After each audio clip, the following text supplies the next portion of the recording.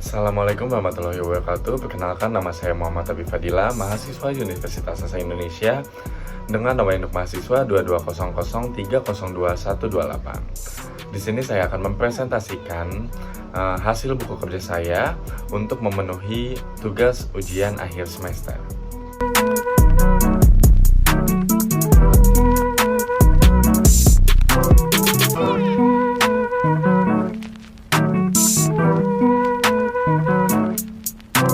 Yang pertama ada identifikasi akses pembiayaan atau modal usaha baru dengan unit usaha yaitu Noob and Sales dan produk saya yaitu Art and Design. Untuk elemen yaitu ada identifikasi pentingnya pembiayaan atau modal, yang kriteria untuk kerjanya yaitu alasan kebutuhan modal usaha baru diidentifikasi dari saya di sini ada batasan variabel yaitu tantangan cash flow, siklus pengembangan produk yang panjang. Untuk sumber-sumber modal personal diidentifikasi dari dana pribadi sendiri. Lalu ada sumber bootstrapping, menemukan cara untuk menghindari kebutuhan pembiayaan atau pendanaan eksternal melalui kreativitas, kecerdikan, penghematan, pemotongan biaya, atau cara apapun yang diperlukan. Untuk potensi peningkatan pendanaan yaitu adanya personal funds atau dana pribadi. Lalu ada creative sources atau sumber-sumber kreatif.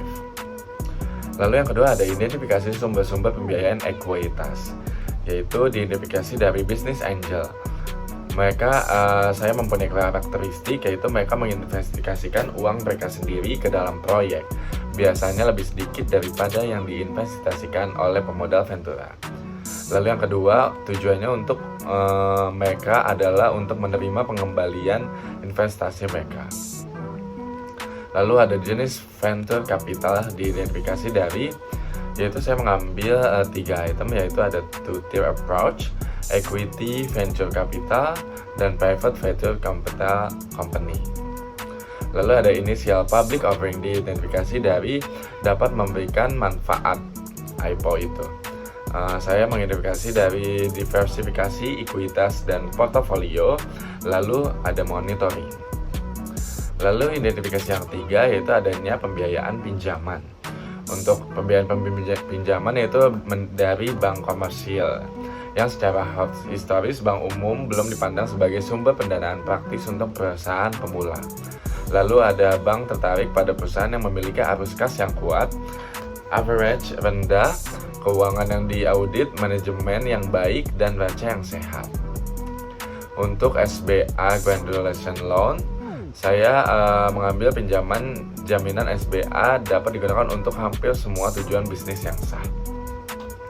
Untuk sumber-sumber pinjaman lain yaitu adanya organisasi yang meminjamkan uang atau kelompok, biasanya dari organisasi seni atau semacamnya.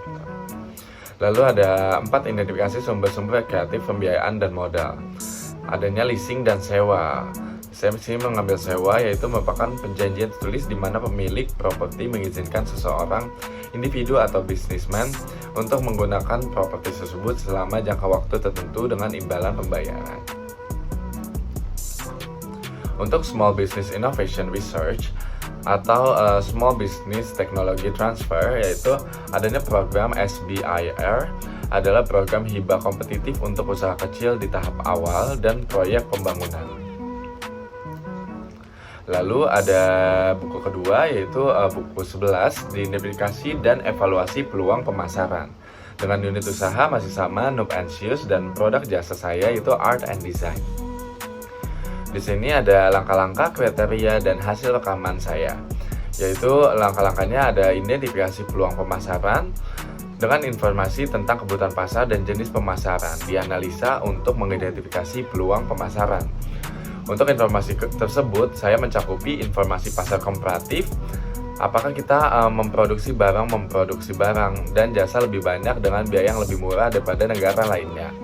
Lalu adanya kinerja pesaing, kebutuhan pelanggan, persyaratan hukum dan etika, tren dan perkembangan pasar baru dan berkembang, profitabilitas, dan angka penjualan. Untuk jenis pemasaran dapat mencakupi yaitu pemasaran langsung, pemasaran ide, pemasaran layanan, dan pemasaran jarak jauh. Lalu 1.2, potensi pasar baru dan kontribusi pada bisnis diteliti untuk masuk membentuk atau memengaruhi pasar dalam hal kemungkinan kontribusi terhadap bisnis. Yaitu untuk potensi pasar baru dapat mencakupi e-commerce. Untuk kontribusi pada bisnis yaitu berpengaruh pada volume penjualan dan profitabilitas. Untuk 1.3 yaitu pendekatan kewirausahaan inovatif dan ide-ide kreatif.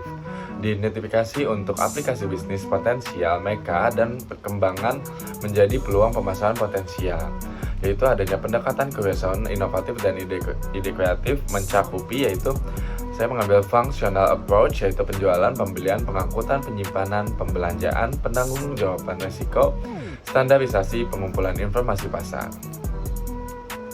Lalu untuk langkah yang kedua, adanya investigasi peluang pemasaran dengan 2.1 yaitu melakukan identifikasi peluang pemasaran. Kemungkinan mereka cocok dengan tujuan dan kemampuan organisasi.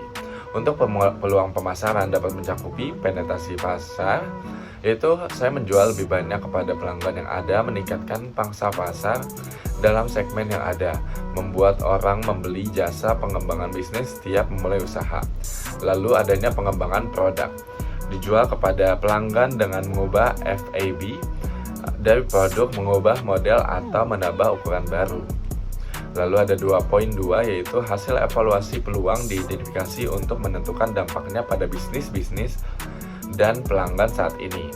Untuk hasil evaluasi peluang saya yaitu desain fungsional dari produk lain, daya tarik, dan penampilannya. Untuk yang kedua ada fleksibilitas, memungkinkan adanya modifikasi ciri luar dari produk untuk memenuhi permintaan. Yang ketiga adanya daya tahan bahan baku produk. Yang keempat daya guna yang bisa diterima. Dan yang kelima adanya standarisasi. Untuk 2.3 yaitu kelayakan finansial dari setiap peluang pemasaran. Dinilai berdasarkan faktor eksternal, biaya, manfaat, resiko, dan peluang. Yaitu untuk kelayakan finansial adanya biaya, manfaat, dan peluang. Lalu 2.4 kemungkinan strategi pesaing potensial yaitu saya mengambil perikanan ekstensif. Untuk 2.5 yaitu ranking peluang pemasaran, adanya top ranking topics dan seasonal topics. Untuk langkah yang ketiga yaitu adanya evaluasi perubahan. Untuk 3.1 perubahan yang diperlukan untuk operasi yaitu saat ini untuk mengambil keuntungan dari peluang pemasaran yang layak, dapat mencakupi perencanaan produk pemasaran. Lalu untuk 3.2 yaitu perubahan organisasi untuk layanan basis pelanggan yang meningkat atau berbeda, termasuk penyediaan untuk kualitas layanan berkelanjutan kepada pelanggan yang sudah ada. Lalu untuk perubahan organisasi mencakupi saya mengambil struktur fungsional organisasi. Untuk 3.3 yaitu perkiraan kebutuhan sumber daya. Untuk sumber daya saya adanya biaya produksi, biaya promosi, dan pelatihan staf. Untuk komunikasi kelayakan saya mengambil staf keuangan dan tenaga pemasaran. Untuk 3.5 dokumentasi peluang pemasaran yang baru yaitu diidentifikasi dari perubahan yang diperlukan dan akan kita evaluasi sebagaimana mestinya yang sudah kita planning. Oke, sekian hasil buku kerja saya, kurang lebihnya mohon maaf. Wassalamualaikum warahmatullahi wabarakatuh.